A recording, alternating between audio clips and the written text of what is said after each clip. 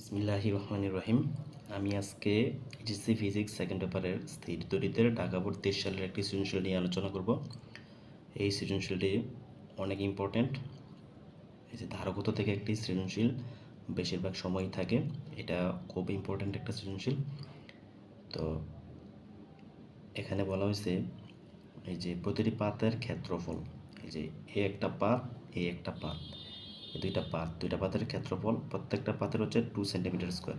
তো এখানে হচ্ছে এপসিলন নট, এটার মান হচ্ছে 8.854 × 10⁻12 newton metre square coulomb inverse 2, এটার এককটাও আসে।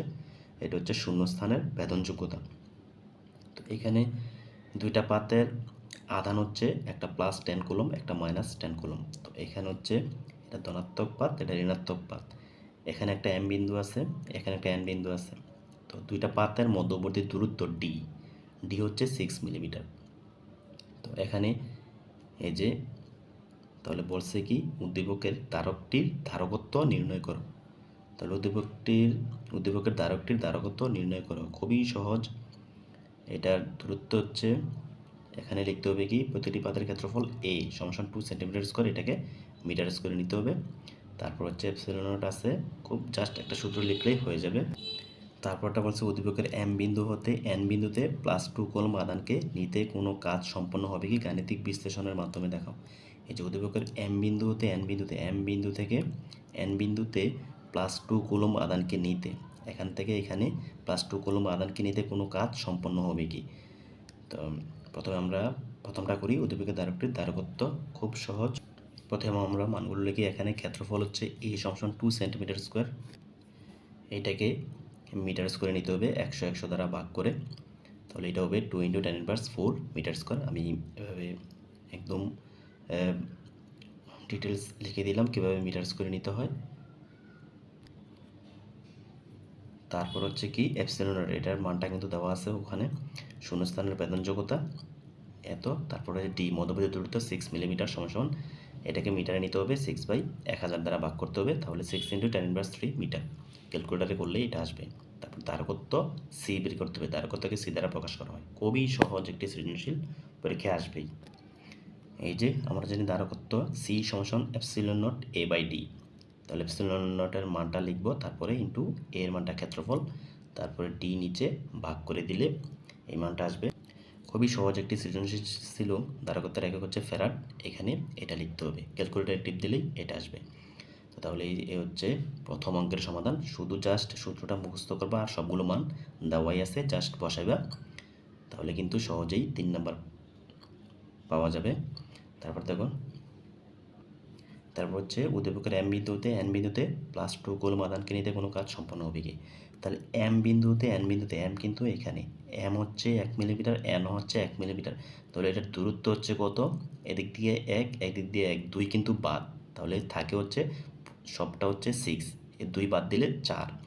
তাহলে এমকে 4 মিলিমিটার দূরত্বে নিতে, মানে এখানে আনতে দূরত্ব হচ্ছে 4 মিলিমিটার।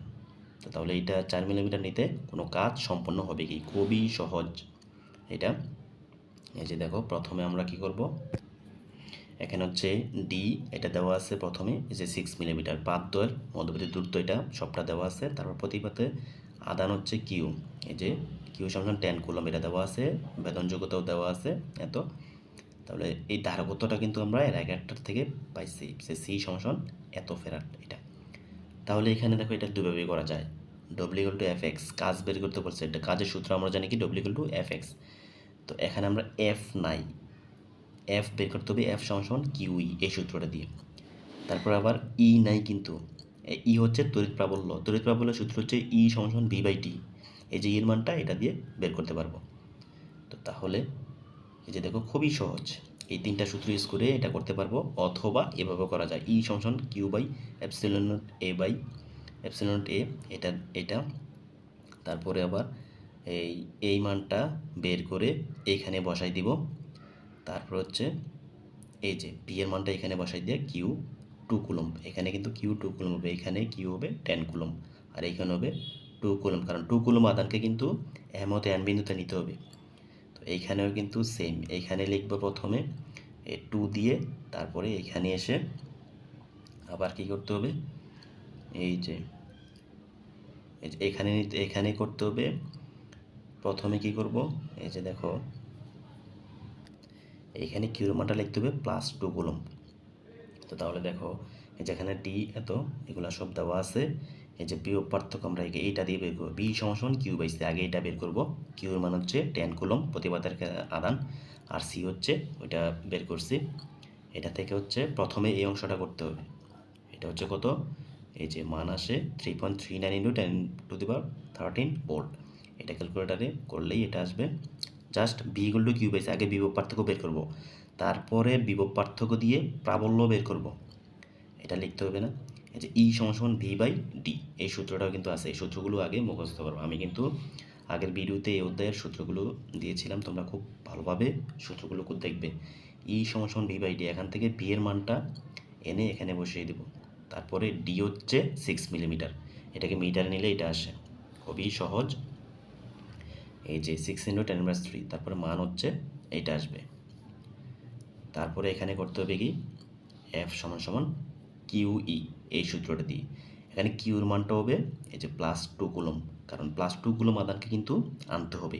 আর তড়িৎ প্রাবল্য হচ্ছে এই যে এটা, ই এর মানটা যেটা বের করলাম, এই যে এটা বের করলে এখানে হচ্ছে বল হচ্ছে, আকর্ষণ বল হচ্ছে কত, এই যে এত নিউটন।